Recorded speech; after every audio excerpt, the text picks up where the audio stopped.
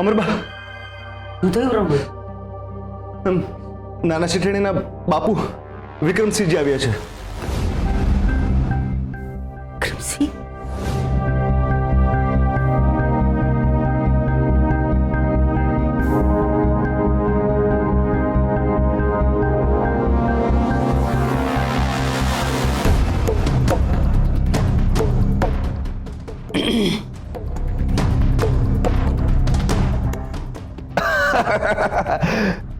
જય સોમનાથ અમરબા. વાહ, આ જામીન મળ્યા પછીના ફિલિંગ કંઈક જુદા જ હોય છે. જામીન અપાવવા બદલ તમારો ખૂબ ખૂબ આભાર. આ કેસ ક્લોઝ કરવા માટે તમે કંઈક પ્લાન કહેવાના હતા અમને, અને એટલે જ તમને જામીન અપાવ્યા છે. પહેલા એની વાત કરો. હા હા, એની જ વાત કરવા માટે તો હું અહીંયા આવ્યો છું. વિક્રમસિંહ, તને તો અમે નહીં છોડીએ. એક મિનિટ દિગ્વિજય,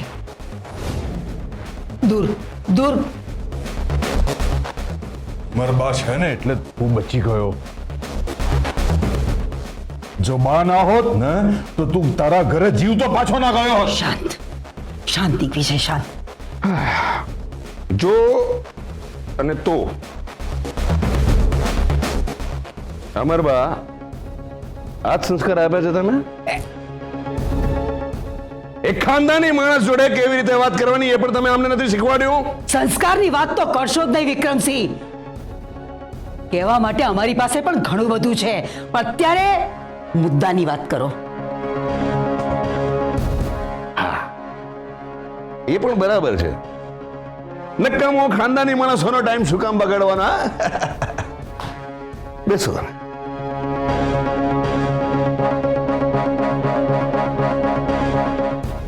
આપણે મુદ્દાની વાત કરીએ. તો મુદ્દાની વાત એ છે કે બંને પરિવારો કેસમાં ફસાયા છે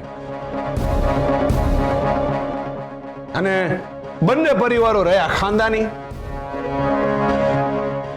એટલે બંને ગામની નજર આ કેસ ઉપર છે.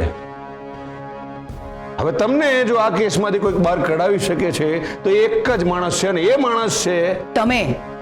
ખબર છે અમને.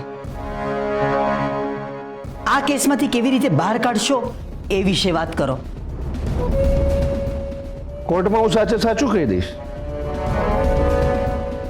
કે મેં જ અમરબા અને એમના પરિવાર સાથે છેતરપિંડી કરી છે.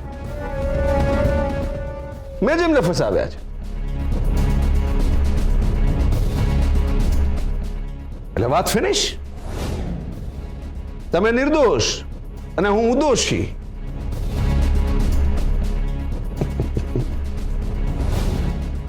પણ હા, આ સત્ય બોલવાના થોડા ઘણા રૂપિયા લાગશે. થોડા ઘણા એટલે કેટલા? તમારા માટે તો થોડા ઘણા જ કહેવાય. રકમ બોલો. માત્ર 50 લાખ રૂપિયા.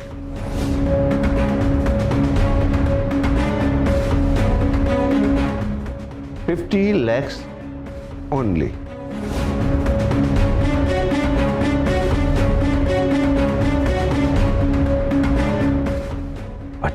લાખ? 5 રૂપિયાની તારી લાયકાત નથી અને 50 લાખ માંગે છે. તમારી તો લાયકાત છે ને. અમારી વધારો.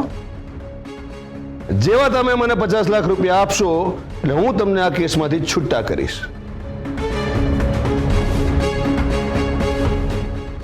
આ વિક્રમસિંહનું વચન છે. વિક્રમસિંહનું વચન?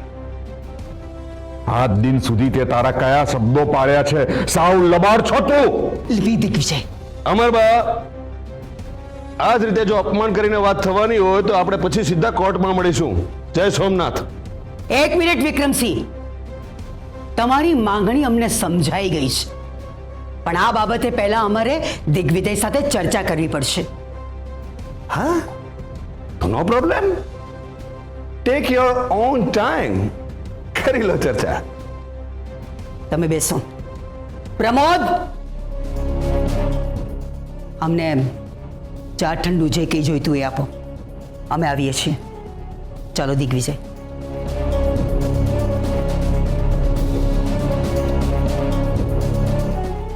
હે પ્રમોદ, ફોરેન નું કોઈક સરસ જ્યુસ પીવડાવજે. अब आया हूं पहाड़ के નીચે. અત્યાર સુધી મારું જેટલું પણ અપમાન કર્યું છે એની કિંમત તો વસૂલ કરવી પડશે ને, અને એની કિંમત છે 50 લાખ રૂપિયા. અમરબા ગુસ્સાથી આપશે ને આપણે પ્રેમથી લઈશું. 50 lakhs only. દિગ્વિજયસિંહ, અત્યારે આપણને વિક્રમસિંહ જ આ મુસીબતમાંથી બહાર કાઢી શકે તેમ છે. હા, પણ એને માટે 2 કોડીના માણસને 50 લાખ રૂપિયા આપી દેવાના બા. હજી સુધી આપણે આપ્યા નથી. આપણે ચર્ચા કરવાની છે. એક વખત આ કેસમાંથી આપણને છુટકારો મળી જાય એટલે આપણા જીવને શાંતિ.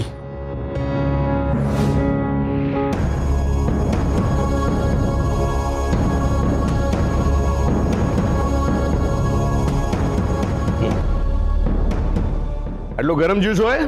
હા, ફ્રીજ બંધ કરી દીધા કે શું? જ્યુસ હંમેશા ઠંડુ હોવું જોઈએ. આનો આપણે બગાડ નથી કરતા. જા, બીજું લઈ આવ. જી.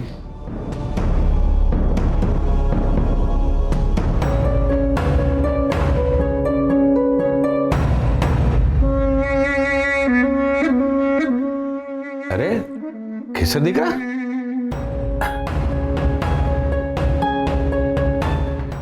કેમ છે તું દીકરા? દીકરા જરાય ચિંતા ના કરીશ તું. હા, તારો આ ડેડી હજી જીવતો છે, બધું ઠીક કરી દેશે. હા,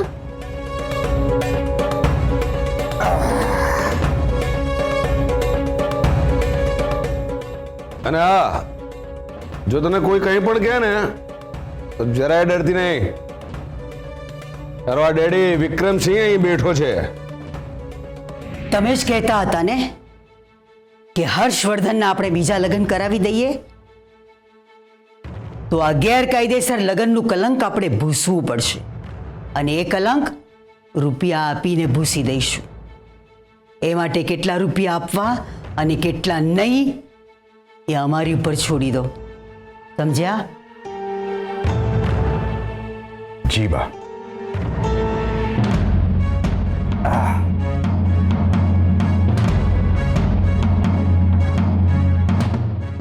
એક જ સેકન્ડમાં અહીંયાથી ઊભા થઈ જાઓ.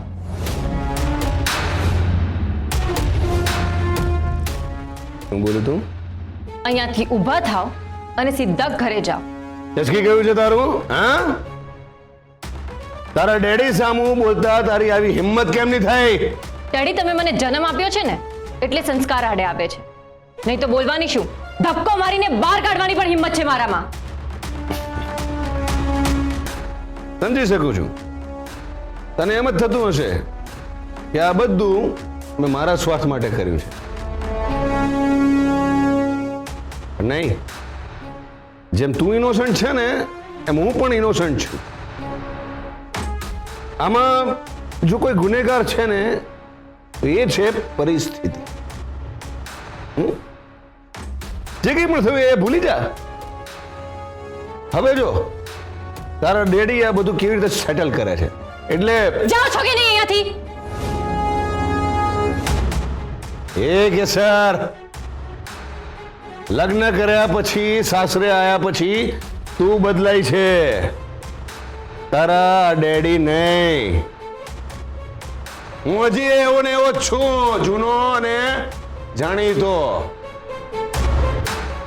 અત્યારે અહીંયા અમારી એક ડીલ થવાની છે. તું જા, તારા રૂમમાં જા. હા, ચાલ નીકળ. અત્યાર સુધી મેં તમને બહુ માન આપ્યું ડેડી, પણ હવે બસ. હવે તમે જે ભાષામાં સમજો છો ને એ ભાષામાં વાત કરીશ, એટલે ધ્યાનથી સાંભળી લો. આજ પછી જો આ પરિવારને છેતરવાની કોશિશ કરી છે ને તો હું કેસર તમારા વિરુદ્ધ કોર્ટમાં કેસ દાખલ કરીશ. પોતાની જ દીકરીના ઘરે આવીને ડીલ કરવાની વાત કરી રહ્યા છો. તમને શરમ આવી જોઈએ ડેડી. તમને જરાય શરમ ના આવી? શરમ, સોરી, ભૂલી ગઈ હતી હું. જે બાપ પોતાની દીકરીનું મંગળસૂત્ર ચોરી શકે એને શેની શરમ? કેસર, બસ બહુ થયું. હવે તું તારી મર્યાદા ઓળંગી રહી છે. મર્યાદા તો હજુ સુધી મેં ઓળંગી જ નથી. એટલે જ કહું છું કે ચૂપચાપ અહીંયાથી નીકળી જાઓ, નહીં તો કોઈને બોલાવીને અહીંયાથી તમને બહાર કાઢવા પડશે. તું તારા ડેડીને ઘરની બહાર કઢાવીશ? તને તો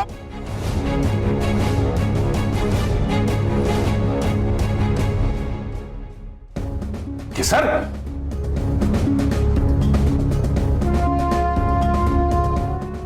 આજ પછી જો આ ઘરના ઉમરે પગ મૂક્યો છે ને તો હું ભૂલી જઈશ કે હું તમારી દીકરી છું ને તમે મારા ડેડી.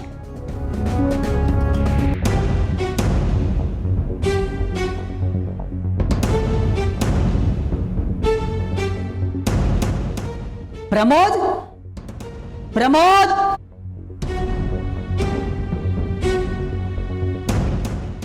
જી અમરબા, વિક્રમસિંહ હતા, ક્યાં ગયા? હમણાં તો અહીં જ બેઠા હતા, ખબર નહીં ક્યાં ગયા. કદાચ બહાર ગાર્ડનમાં હશે, જાઓ બોલાવી લાવો એમને. જી. ના સાસુમાં, એ ગાર્ડનમાં નથી, એ જતા રહ્યા. જતા રહ્યા?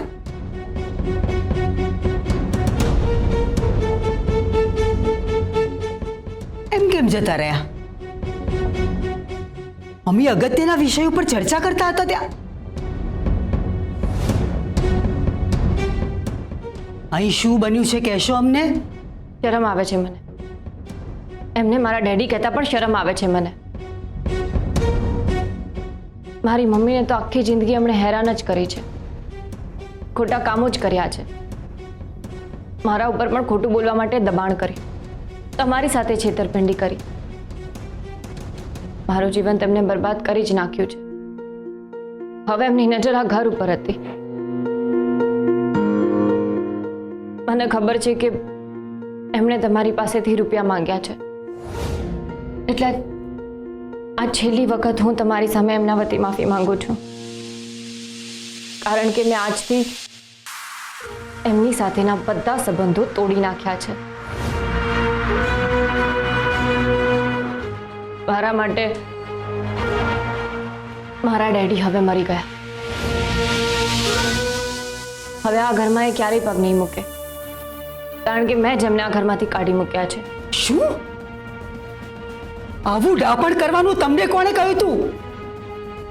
તમને ખબર છે કેટલી અગત્યની વિષય પર ચર્ચા કરવાની હતી અને શું કરવું તમારું તો? પણ સાસુમાં મેં તો બસ બંધ કરો.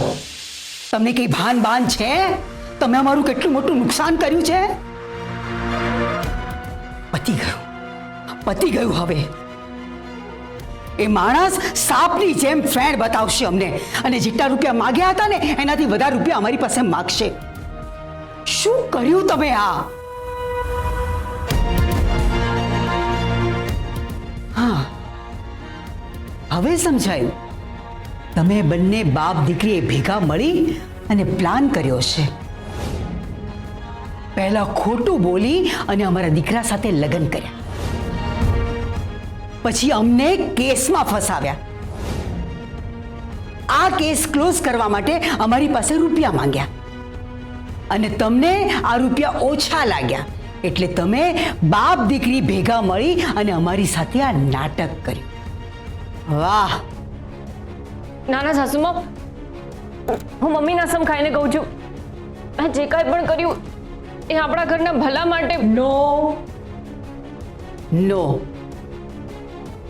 આપણા નહીં, આપણા શબ્દ નહીં વાપરવાનો. આ ઘર હવે તમારું નથી.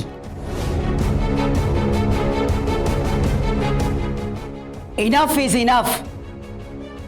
હવે અમે યોગ્ય સમયની રાહ જોઈ રહ્યા છે, અને એ સમય આવશે ને એટલે તમને આ ઘરમાંથી બહાર કાઢી મૂકીશું. અને આ અમરબાનું વચન છે.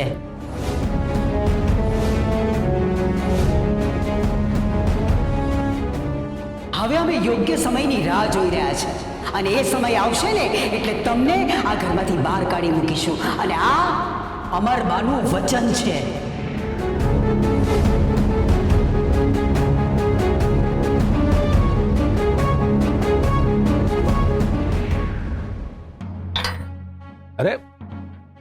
તમે હા શું તમારા કપડા કેમ આટલા ગંદા છે? વાડીએથી આવ્યો ને એટલે.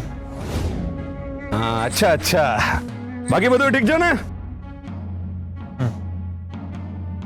તમે તમારી જેમ જ, જેમ તમે જામીન પરથી છૂટ્યા એમ હું છૂટ્યો. અમરભાઈ જ મારા જામીન કરાવ્યા છે, એટલે એમને થેન્ક યુ કહેવા આવ્યો તો. પણ અમરભાઈ આ ખોટું કર્યું. કેમ? કાંઈ નહીં, મારી જ દીકરીએ મને ઘરની બહાર કાઢી મૂક્યો. જો કે કેસર આવું કરે એવી નથી, એ તો પારકા સાથે પણ આવો વ્યવહાર નથી કરતી, જ્યારે હું તો એનો ડેડી છું. એમાં થયું એવું કે હું ને અમરબા વાતો કરતા હતા, એ અંદર ગયા અને 2 મિનિટ પછી કેસર બહાર આવી અને મને ઘરની બહાર કાઢી મૂક્યો. ખબર નહીં શું થયું શું નહીં. હું તો દીકરીનો બાપ છું, એટલે મારે દીકરીની વાત તો માનવી જ પડે ને. હું ઘરે જાઉં છું, પણ હા તમે જરાય ચિંતા ના કરતા, તમને ફરીથી જેલમાં નહીં જવા દઉં. અમરબા સાથે વાત કરીને જ આવ્યો છું. બધો આરોપ હું મારા પર લઈ લઈશ. નો ટેન્શન. જય સોમનાથ. જય સોમનાથ.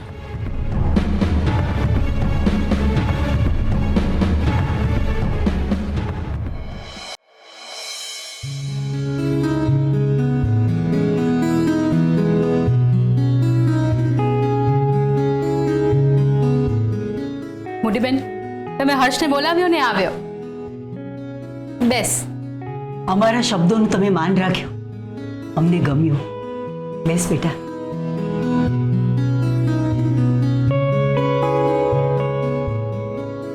પ્રમોદ,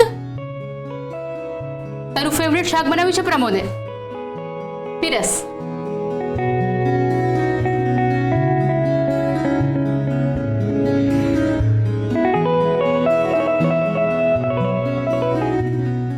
પ્રમોદ, તને કેટલી વાર કહ્યું છે કે અમે રાત્રે માત્ર દૂધ પીએ છીએ? મોટા ભાઈ ક્યાં છે? લો બોલો. એમણે જાહેરમાં કહ્યું હતું કે એ રાતે જમતા નથી. એમ છતાં પણ હર્ષવર્ધનભાઈ તમે પૂછો છો? કમાલ છે હા. જોકે અમે પણ રાત્રે નથી જ જમતા, પણ આ તો એમણે અમને ફોર્સ કર્યો કે તમારે રાતે જમવું જોઈએ, એટલે માત્ર અમે દૂધ પીવા માટે આવ્યા છે.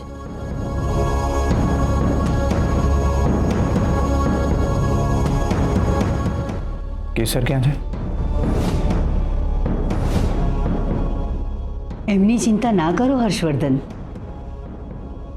એમનું જમવાનું એમના રૂમમાં સમયસર પહોંચી જાય છે. અને વોટ ઇઝ ધીસ હર્ષવર્ધન? તમારે એમનું મોડું નહોતું જોવું એટલે તો તમે અલગ રૂમમાં રહેવા માટે ગયા, અને હવે અહીંયા રહીને તમે એમના વિશે પૂછો છો, એમની વાત કરો છો તમે.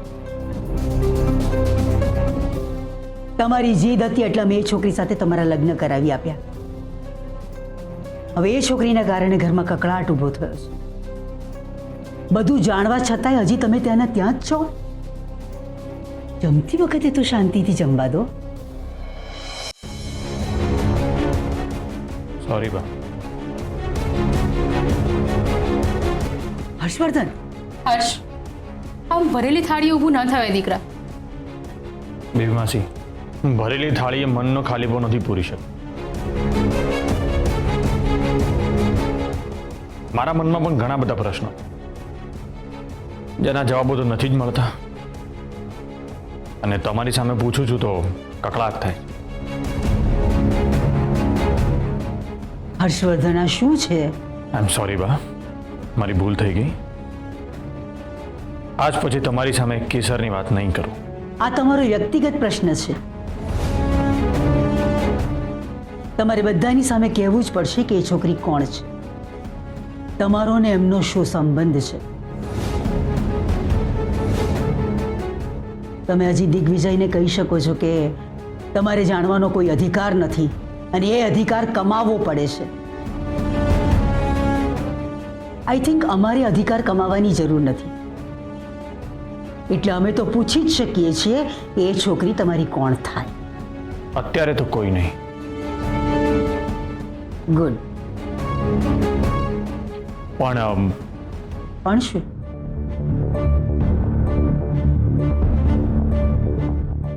ઠીક છે, આજે રાત્રે જરા શાંતિથી વિચાર કરી લો, કાલે અમને જવાબ આપજો.